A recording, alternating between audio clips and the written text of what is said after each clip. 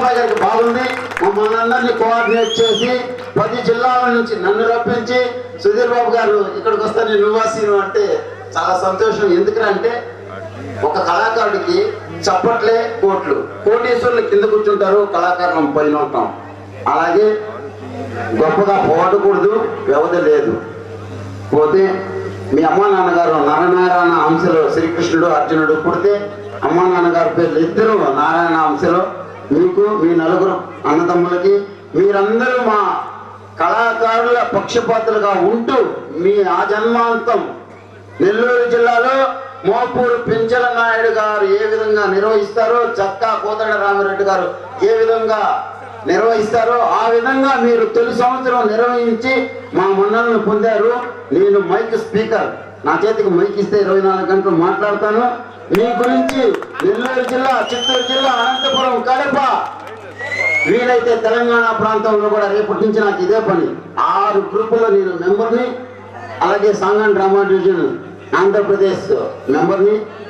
పులకించి సంతోషంతో సుధీర్ బాబు గారు, వంగపండు కృష్ణ గారు, ఈయన లేకపోతే ఈరోజు నేను లేను ఇక్కడ. ఎందుకురా అంటే ఈయన రికమెండ్ చేయడం, ఏం పిల్లడు ఇయ్యల్ద మోస్తావా ఆ పాట ప్రసాదరావు గారు ఉత్తరాంధ్ర నుంచి అందించడం, ఉరకలు వేయించడం, ఇక్కడ ఎటువంటి తారతమ్యం కనిపించాల నాకు.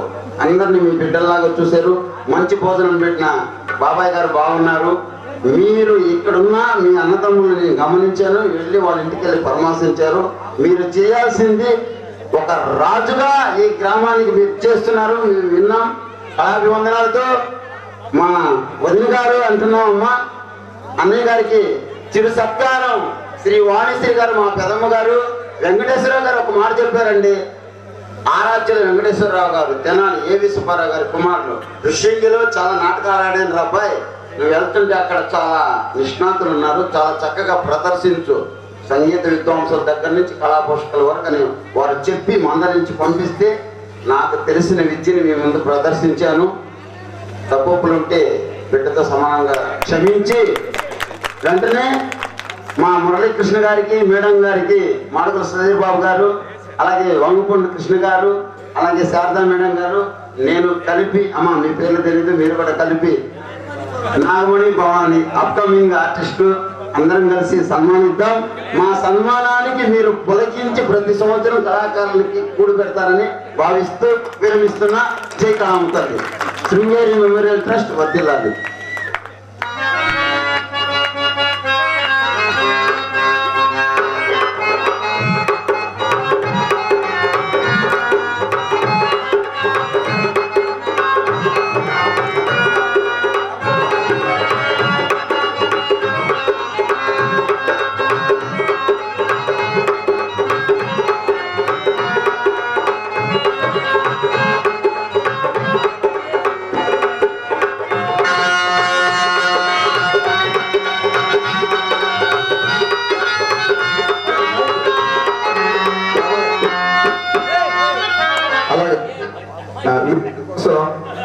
భవానీ గారు మేము మీకు పరిచయం చేస్తాను.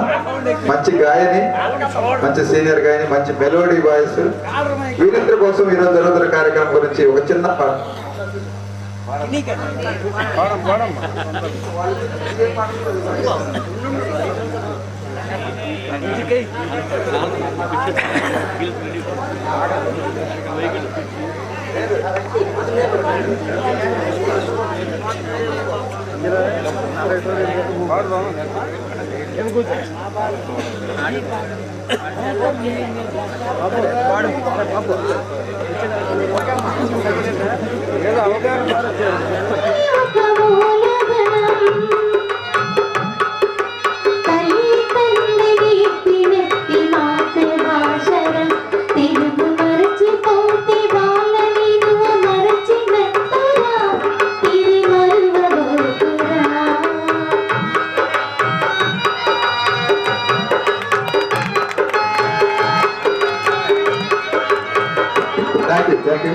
తెలియదు అంటేనే ఆయన మనసులో ఉన్న పాట మీరు పాడారు.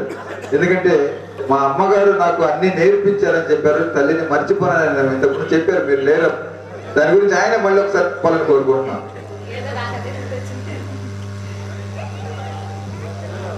ఈరోజు ఈ కార్యక్రమాన్ని ఎంత అద్భుతంగా నిర్వహించినటువంటి, ఆ నిర్వహణకి పూర్తిగా బాధ్యత వహించినటువంటి సుధీర్ గారు మరియు కృష్ణ గారికి శిరస్సు నుంచి నమస్కరిస్తున్నాను. అయితే ఈ కళ పట్ల, ఈ కళారంగాన్ని ఈ రకంగా తీసుకోవడం పట్ల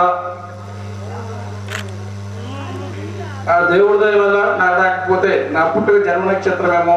ఎందుకంటే కృష్ణాష్టమి పుట్టాను నేను. ఎందుకంటే పుట్టిన తారీఖుని బట్టి పుట్టిక, ఆ నక్షత్రాలను బట్టి ఆ లక్షణాలు కొన్ని ఉంటాయి. ఆ కళారంగం పట్ల నాకు చిన్నప్పటి నుంచి, చాలా చిన్నప్పటి నుంచి, గ్రామస్తులకి నా ఏజ్ ఉన్న వాళ్ళు చాలా మంది తెలుసు, 7th క్లాస్ లోపే 9th క్లాస్ లోపే ఇంచుమించు ఒక 5 నాటికలు రాశాను. నేను రాసిన నాటికలే నా స్కూల్లో ఈ గ్రామం నుంచి మొట్టమొదటిగా హై స్కూల్ ఎస్పీఎల్గా పోటీ చేసి ఎస్పీఎల్గా 600 మంది స్టూడెంట్స్ ఉంటే 400 ఓట్లతో గెలవటం. అప్పుడు నేను రాసినటువంటి నాటికలు మంచిదారి, పసివాడ ప్రాణం, సినిమా చూసి పసివాడ ప్రాణం నాటికని, రైతు రాజ్యం, అలాగే మోసగాడు. నాకు 9th క్లాస్లో స్టోరీ ఉండేది, ఒక 9th క్లాస్ ఒక లెసన్ ఉండేది. ఆ లెసన్ బేస్ చేసుకుని మోసగాడు నాటిక. మన ఊరు వాళ్ళే గురువారు శ్రీను, శివల్ శ్రీను వీళ్ళే నటులు, నేనేమో డైరెక్టర్ ప్లస్ రచన. అలాగే నేను రాసిన నాటికలన్నీ ప్రతి మన ఊర్లో ఒక నాటకం వేసినప్పుడు దాని ముందుగా దాన్ని ప్రదర్శించే వాళ్ళం. చిన్నతనం నుంచి నేను సాంఘిక నాటకాల్లో మా పెద్దవాళ్ళందరూ, ఇప్పుడు కోరి కృష్ణమూర్తి, చిన్ననాటి నెక్స్ట్ వీళ్ళందరూ హీరోలుగా తండ్రి పాత్రలు వేస్తే, నేను ఇంటర్మీడియట్లోనే ఒక ఆడపడుకు నాటకంలో విలన్ క్యారెక్టర్. నా తండ్రి దగ్గర భయం, నా ఇంట్లో భయం, వాళ్ళకి తెలియకుండా నేర్చి నా ఇంటి ముందే ఆ విలన్ క్యారెక్టర్ వాళ్ళు 3 రేప్ సీన్లు కూడా ఉన్నాయి ఇంటర్మీడియట్లో. అదే నా యొక్క ప్రతిభ. అలాగే నేను సొంతగా అల్లూరి సీతారామరాజు, భగత్ సింగ్, అలాగే నేను ఇంజనీరింగ్ కాలేజ్ చదివినప్పుడు అక్కడ అనేక రకమైనటువంటి కులంలో వెళ్ళేటువంటి యుద్ధం ఫైటింగ్లు ఉండేవి విజయవాడలో, కాపు కమ్మ అని చెప్పేసి. ఆ ఫైటింగ్లో నేను కమ్యూనిస్ట్ పార్టీ ఎస్సీపీఎంలో పనిచేస్తూ ఎస్ఎఫ్ఐ లీడర్గా ఉంటూ, ఎస్ఎఫ్ఐ లీడర్ నుంచి ప్రజానాట్య మండలిలో గద్దర్ గారు ఆ రోజుల్లో డైరెక్టర్ ఉండేవారు.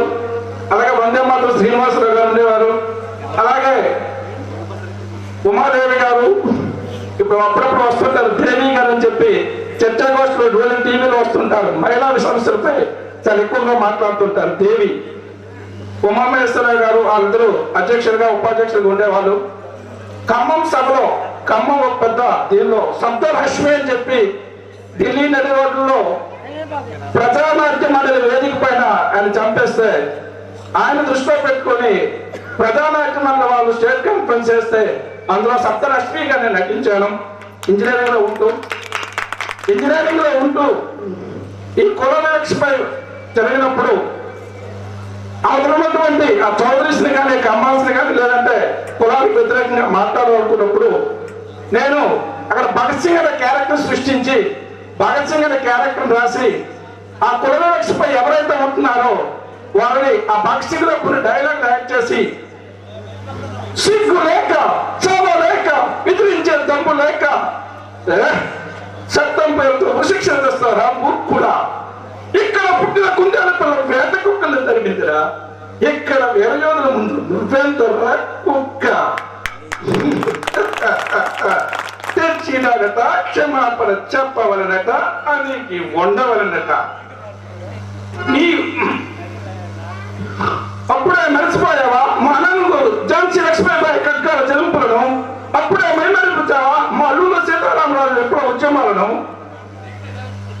గంగా నది నదీనాలతో నవనవరాలే సస్య శ్యామల దేశం, కాశీ ప్రయోగాది పుణ్యక్షేత్రాలతో కలిమింది చేసే కమనీయ శిల్ప కళ మందిరాల పృథ్వీ, ఇక్కడ పుట్టిన కుందేలు పిల్ల వేట కుక్కలు తరిమిందిరా, ఇక్కడ వీరయోధుల ముందు నువ్వెంతరా కుక్క, పుట్టిన దేశంలో పట్టిన వెతుకులు దొరకక కడుపు చేత పట్టి కమలా అంటూ నా దేశం బట్టి మమ్మల్ని శాసించబోతావా?